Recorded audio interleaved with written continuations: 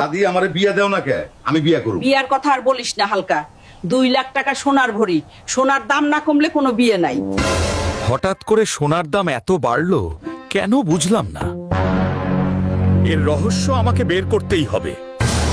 আচ্ছা ভাই, সোনার দাম হঠাৎ এত বেড়ে যাওয়ার কারণ কি? আরে হালকা ভাই, শোন তাইলে তোমার ঘটনাটা বলি।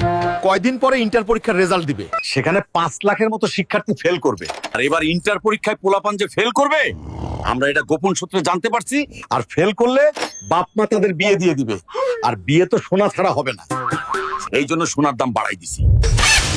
ওরে বাটপার শালার, আমি টাকার অভাবে বিয়া করতে পারছি না আর তোরা ধান্দা শুরু করছিস। আরে হালকা ভাই রিল্যাক্স, মাথা গরম করো না। এই নাও 5 ভরি সোনা, যাও সুন্দরী মাইয়া দেখে একটা বউ আনো। আজকের মতো বাইচা গেছি। ও দাদি, এই দেখো 5 ভরি সোনা আনছি, এবার আমারে বিয়া দাও। আরে সোনা আমার কাছে দে, তোর এখনো বিয়ের বয়স হয় নাই, বয়স হইলে তখন বিয়ে দেবো। দাদি তুমিও আমারে ঠকাইলা।